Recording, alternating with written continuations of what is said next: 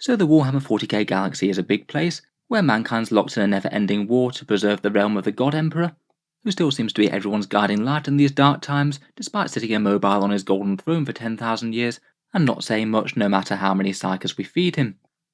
Foremost among his servants are the Space Marines, the genetically augmented super soldiers, whose main deal is that they basically just fight against all the enemies of the Imperium. They get some very fancy ceramite power armor, which covers all your most important bits, and take to the battlefield with the very finest weapons that the Imperium can provide.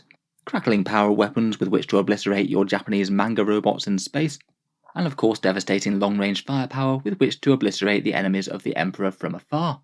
They're some of the most elite troops in the galaxy, but that's not necessarily going to stop us giving them danger weapons that routinely can kill them to death. Life as a Space Marine can be a hard and dangerous one, but at least if you survive long enough you get a nice peaceful retirement, which I guess beats going to the old folks home. If you're looking from Games Workshop's point of view, Space Marines are basically your protagonists in Warhammer 40k. More people collect them, so they make more things for them, so more people collect them. But every so often there do have to be a few releases for the NPC factions. It's no fun being a superhuman Space Marine unless you've got a few Xenos punching bags to keep around.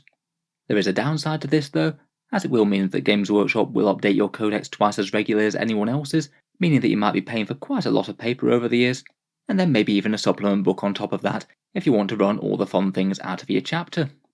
More recently in Space Marine history, they've invented the Primaris Space Marines. Apparently these guys aren't here to invalidate the old armies or kill off the firstborn.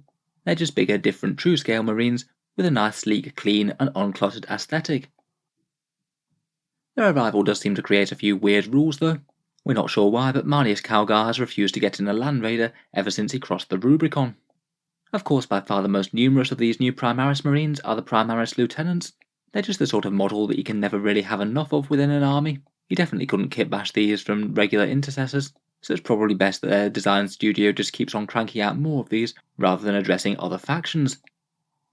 One of the best things about Space Marines though is that just how many different flavours there are of them.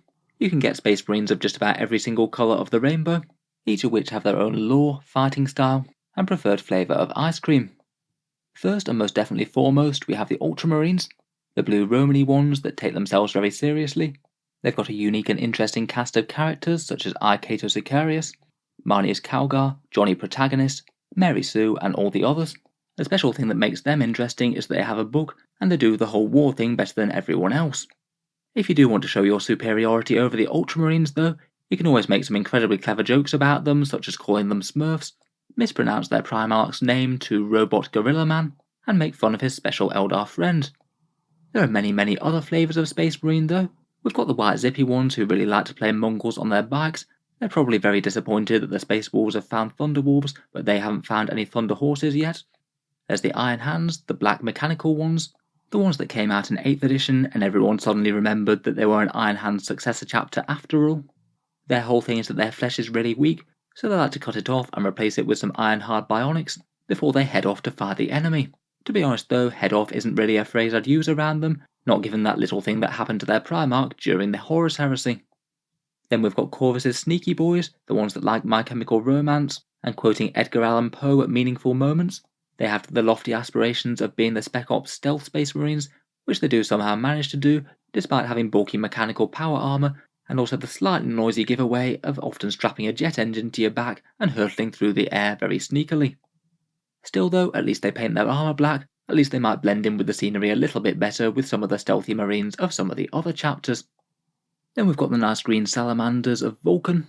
They're all around good guys who actually feel that civilian life is worth preserving for its own merit alone, an ideology that's maybe just very slightly at odds with watching their enemies burn to death with their flamers, making a lot of their chapter kind of walking war crimes.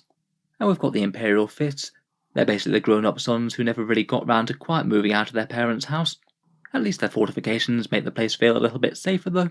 They do have a healthy dedication towards bolters and banana-coloured armour, and you've kind of got to respect that.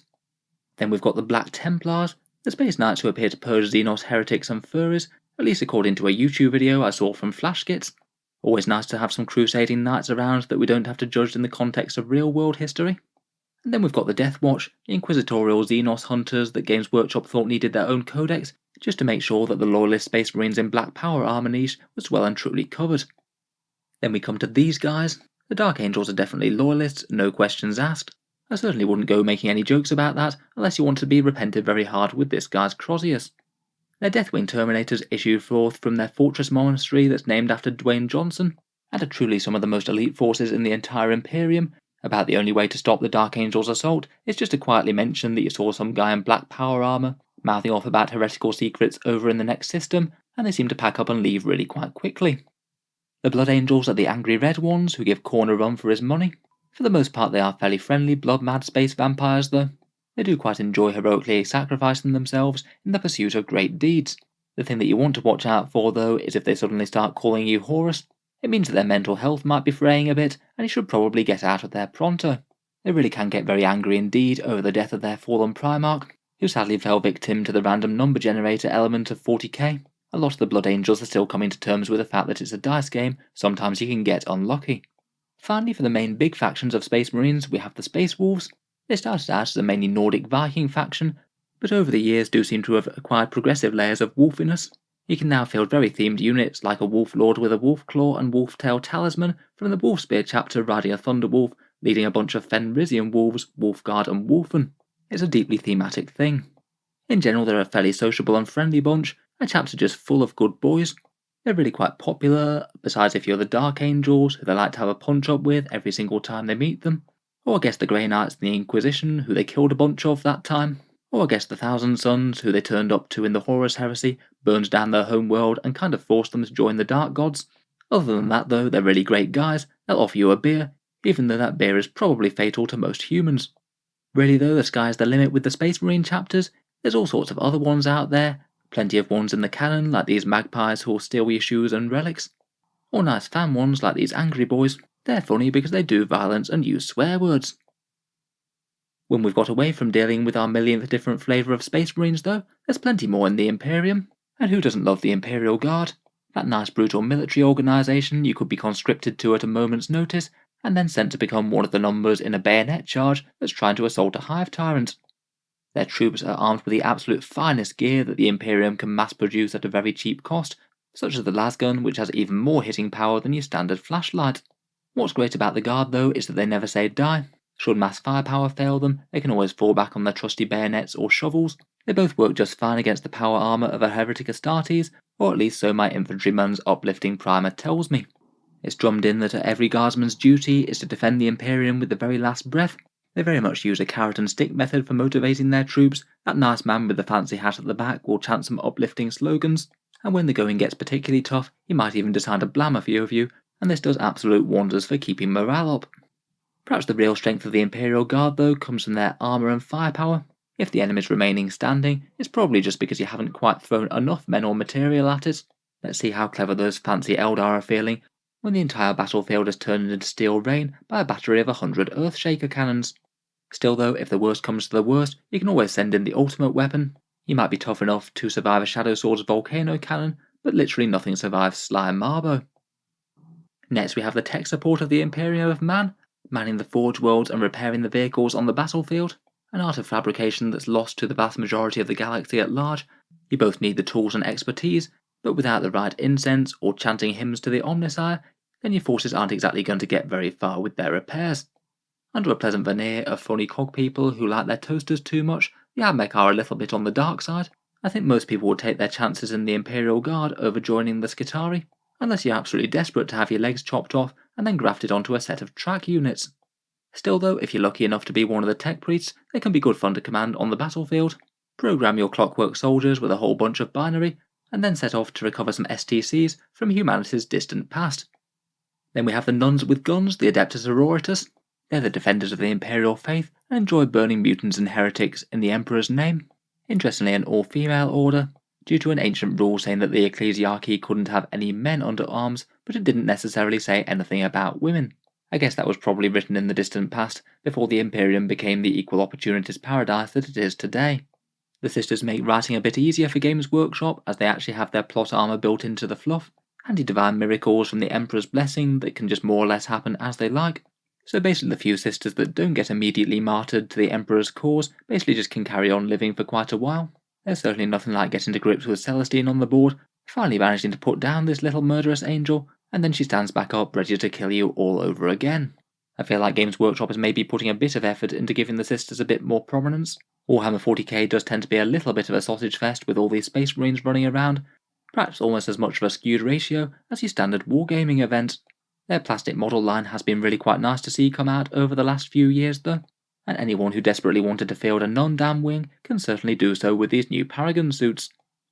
I don't really have anything clever to say about this one, it's just either a dog martyr or a doge martyr, I'm not really too sure. Then we've got Games Workshop's effort to cram in Titans into standard scale 40k with the Imperial Knights.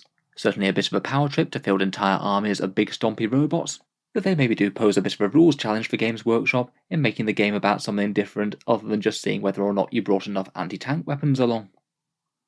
For those who thought that we'd already talked through all the Space Marines, of course we've got the Grey Knights as well, the elite demon-busting wing of the Imperial Inquisition. Apparently not one of these has ever even fallen to chaos, which is kind of impressive given that every single one is a psyker.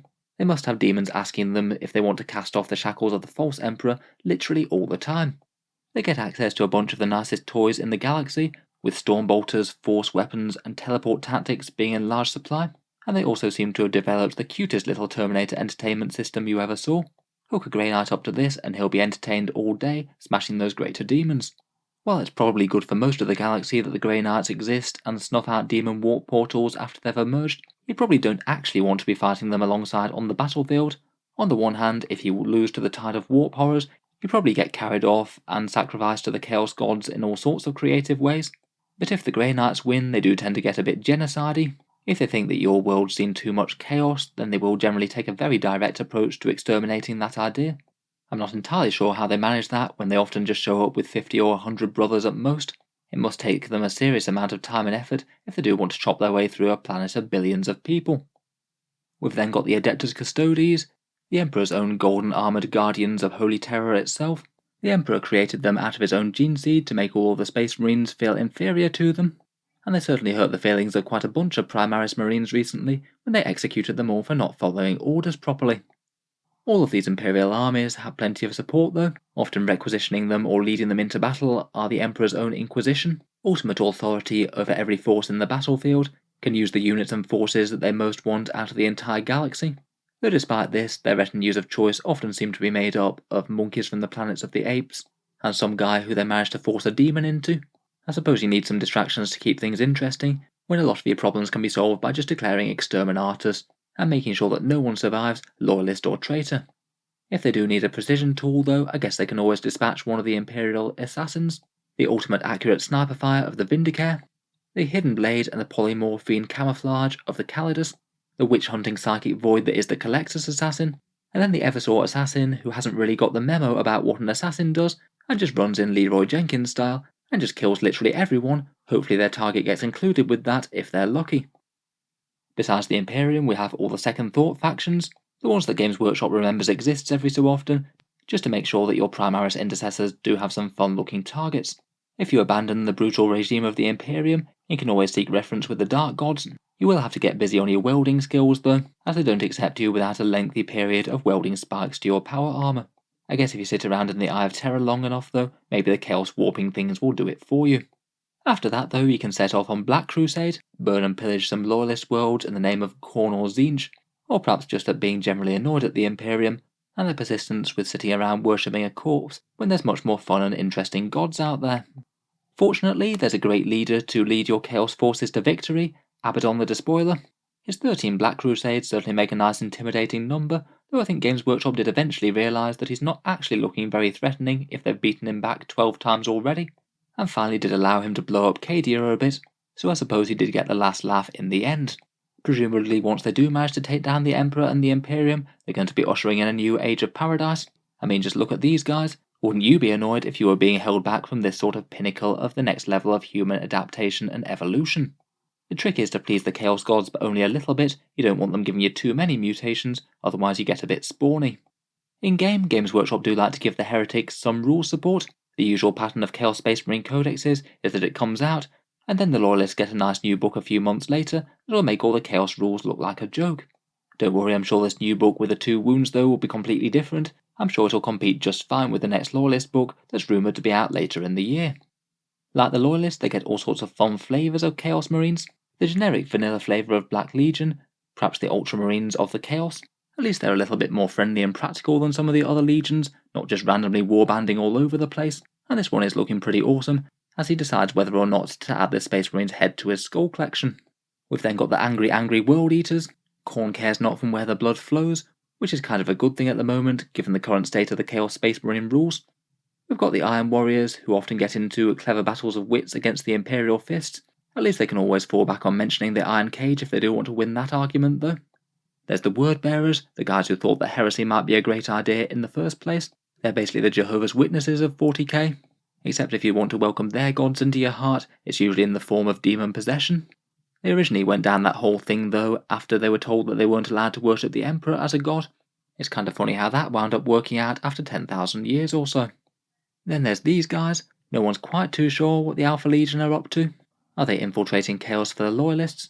Maybe they just don't really have any idea what they're doing, but they just quite enjoy fomenting rebellions, and they can all claim to be Alfarius as soon as you kill one of them. The Emperor's children are basically there to show up the Emperor's bad parenting skills.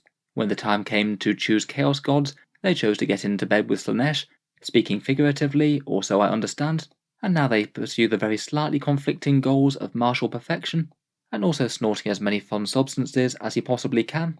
If you need a Space Marine Legion to throw a good party, they're probably the best choice, and they even do so on the battlefield with their sonic weapons. We've then got the Death Guard, the Legion of Mortarion, who perhaps drew the short straw where it came to getting Chaos Gods. Rather than getting unlimited military might, endless pleasure, magic and secrets, they get Nurgle, so their main thing is having space aids and also decomposing slowly. I guess as a bonus they are somewhat hard to kill though, maybe as a bit of an upside for being somewhat dead already. They've maybe had a bit of a heyday through these pandemic times, perhaps slightly ironic that they had a quite strong codex come out, while a lot of us were in lockdown and unable to play games due to Nurgle's influence. I guess as another bonus, you can also turn up to tournaments and things without having showered and just claim that you're playing fluffy. The Thousand Sons are the Sorceress Legion of Tzeentch.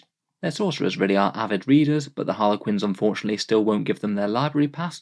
Some say that Magnus should have been a bit more careful when sending psychic messages, not to disrupt the Emperor's webway game, and of course it was a totally proportionate response to send the Space Wolves to tear them all down.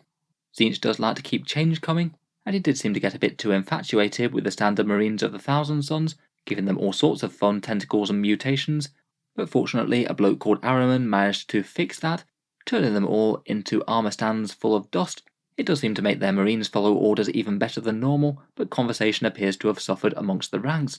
Finally, for the main legions we come to the Night Lords, brutal terror troops striking from the shadows, who unfortunately have the lore that makes them really good at scaring people, basically translating to them never really being very good in game, due to Games Workshop never really making leadership meaningful in virtually any edition of 40k.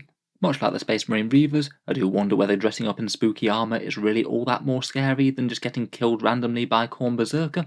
Both of those things do seem like pretty reasonable things to be scared of and retreating from. I guess Halloween themed armour must add something though, otherwise they probably wouldn't do it. Of course, after the Chaos Marines we get into all the warp entities that they actually serve.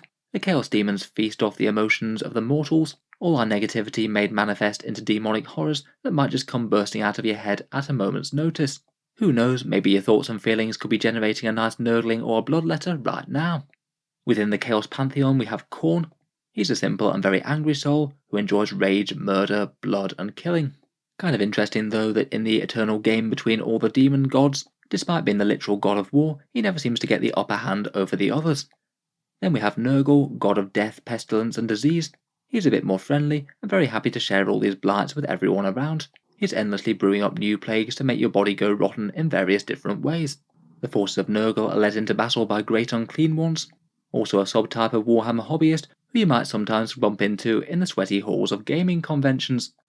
Then we have Slaanesh, god of excess, perversion and all manner of kinky things, unwittingly unleashed by the Eldar, not knowing that there was such a thing as partying just a bit too hard. Finally we have Tzeentch, the changer of ways, and lover of magic, scheming, and money-tentacled monsters.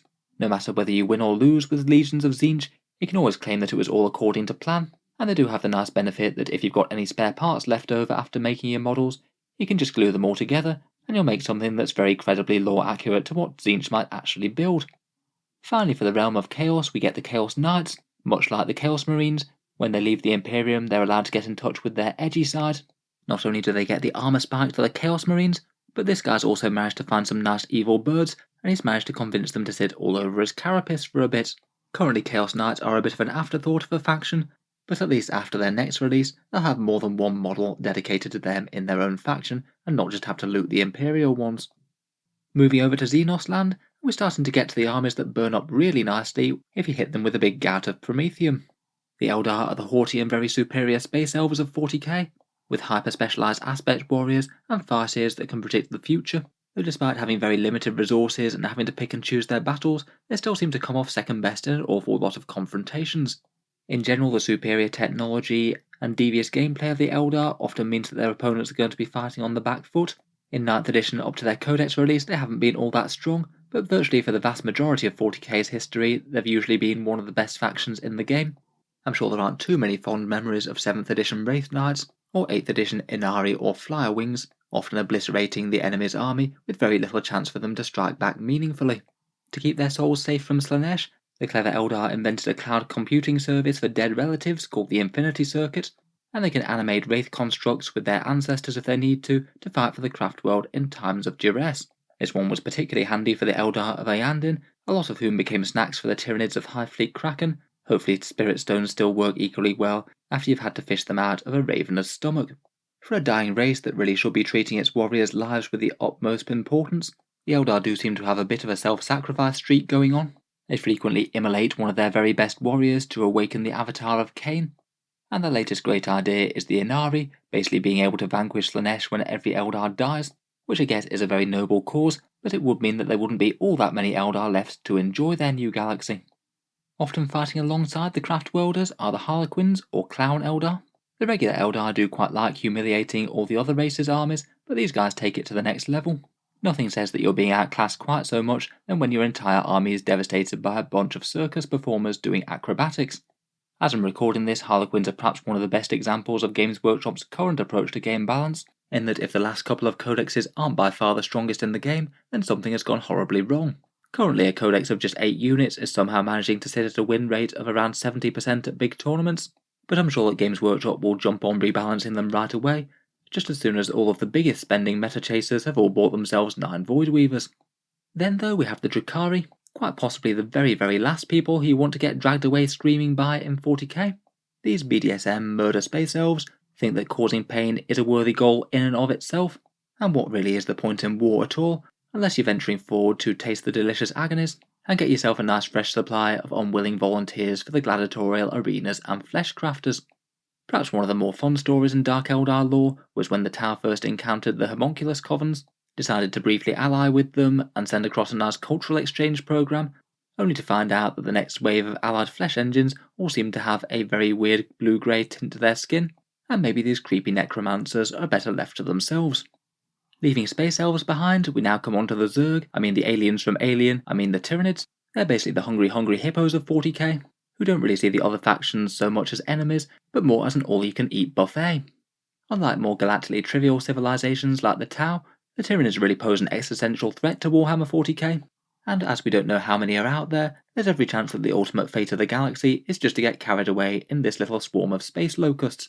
Tyranids really seem to be no joke when they're encounters, devouring most of Ayandin, reducing the defenders of Baal to nothing, and needing the Blood Angels to depend on a Khorne Bloodthirster to help them out, and perhaps most impressively of all, chewing through the plot armour of really quite a lot of Ultramarines, leaving their first company wiped out to a man. Despite endlessly adapting in the lore though, Games Workshop's own hive mind doesn't seem to have dreamed up any new models for them in really quite a long time. If you're thinking of picking up that new Tyranid Combat Patrol with all the gaunts in it, I hope you like scraping down mould lines. To help prepare the populations of more defended worlds for their inevitable mass consumption, the Tyranids often employ Genestealer Cults, insidious uprisings that wend their way through Imperial society. Their membership is only open to anyone who has a really wide forehead. Their message really is quite convincing though. After all, the usual thing that gets people to worship a god emperor is how many arms they have, so I guess that's a bit of an easy win there. I do feel that Genestealer Cult maybe have a slight narrative problem going on though. Basically, if they ever get too successful, they will generally draw the Tyranids to their planet, which doesn't tend to work out too well for your average run-of-the-mill wide forehead cultist. So I guess if you do collect a Genestealer Cult army, if they've not yet been assimilated, I can only assume that they're currently a bunch of failures. One of the funniest things about Genestealers is, oh no, never mind, he's run off with it. In any case, moving on, we have the Orks. who basically as an army in 40k are kind of one big green meme already. Fungoid death machines who fight for the sheer fun of it and don't take themselves so seriously as your fancy Primaris Space Marines. Must be kind of annoying if you were an arcane super soldier in battle for millennia, then you manage to get blown up by a rocket of an enthusiastic orc who usually can't hit a barn door, who's only really along for the banter anyway. One of the best things about orcs is that a lot of their technology only really functions because they believe it does. Captured shooters are often found out to be non-functional, yet give them to an orc and they still manage to make a loud sound and produce a chunk of lead. Painting your vehicles red does indeed make them go slightly faster, and blue paint does seem to make your vehicles suspiciously lucky. They are likely to be the last ones left in the fight. Some say that the Emperor himself is only as strong as he is because the orcs believe that he's dead hard. Orcs are just great through and through though. If you visit the orc painboy doctors, they'll replace your limbs with other ones that they've borrowed from other orcs. Their looters will steal everything that isn't nailed down, assemble them into big guns, and then blow you to bits with them. And Gretchen are there to make brutal oppression funny, because perhaps you don't have to feel too sorry for the goblin men if they're sent to clear minefields or get used as human shields. If you like manga and Japanimation, then maybe Tower the Xenos species for you, zooming around in battlesuits, obliterating enemies with plasma fire, and a curious greater good caste system that still seems to just add up to basically doing what those slightly spooky ethereal guys say. Tau always seem to have had a bit of backlash since they came out in 40k. They did seem to be one of the only races that made technological innovations, but I guess that's less of a thing now the Primaris all came out. Currently Tau players are in quite a good position to sit there with their railguns and drink the tears as you one-shot demon abominations from the safety of the other side of the battlefield though. In-game they do seem to be having quite a good time right now. Tau are well known for not being able to fight in melee as well, something that must confuse them as being a surprisingly necessary skill in the distant future of warfare. Usually they might try and get some Kroot in the way of that sort of thing normally, but it must be a bit disconcerting knowing that you've skipped arm day when the massive guy in power armour and the big knife grabs your pulse carbine. Currently Tau are one of the other armies that Games Workshop has souped up into the stratosphere. What could possibly go wrong with giving it one faction enormous firepower and also enormous firepower that doesn't need line of sight? Hopefully you weren't planning on hiding any infantry behind those walls when there's a million smart missile and air-bursting fragmentation shots coming down at you. Just in general, I think that Tau are an army that Games Workshop struggle to balance. Only really doing shooting well does mean that they need to be good at it, but whenever they get too good at it, they just tend to obliterate their opponents without too much counterplay. So when they're strong can be a bit of a non-engaging faction to fight against. At least in 9th edition missions though, they do need to venture out of their deployment zone, and you can't just sit back with a castle of riptides like you could in 8th. Finally we come to the ancient robotic once rulers of the galaxy, the Necrons. Perhaps the main reason that you don't want to go digging around too much in those mysterious green glowing catacombs. You might not necessarily like what you find there, as might not the rest of the people who happen to live on your world.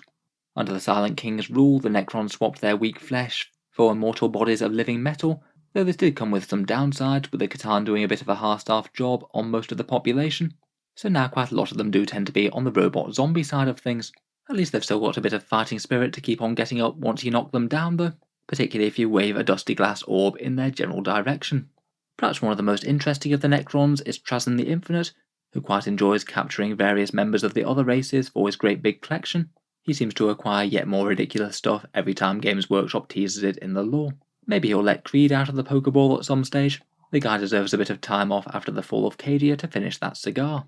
In-game, the Necrons started out with a really underwhelming codex in 9th, though Games Workshop has given them a whole load of points drops to make them halfway decent again. In a massively mysterious coincidence, somehow the Flayed Ones have got both to be one of the better units in the codex, and one of the single most expensive things that you can buy in 40k for the points. They have managed to breach the territory where you're paying slightly more than $1 for every point of models that you have on the board.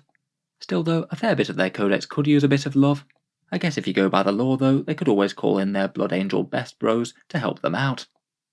I think that's round about all of them, so hope you've enjoyed a very slightly less sensible tour of the various factions in 40k.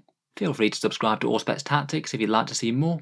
Most of the videos do tend to be a bit more serious than this one, but I'll certainly keep up with any Games Workshop's news of releases, and plenty of tactics discussion for the tabletop game. In the vastness of the internet, I'm sure I've missed some very important 40k memes, so let me know what else should have been in there down in the comments. I'm definitely looking forward to having a read. Finally, if you've enjoyed the video, I would just like to quickly mention one way in which you can say thanks if you want to, and that's the Patreon page, which is down in the video description. The channel's Patreons are the only reason I can afford to spend quite so much time making silly videos like this, so feel free to check it out if you're interested. Backers get to see certain videos early, regular votes to see what sort of things come next on the channel, and automatic entry into the regular prize giveaways with a chance to win some really big model kits each month. If any of that sounds good to you, or you'd just like to help support, the link is down in the video description below. In any case, a massive thank you for listening, and I'll hope to see you guys next time.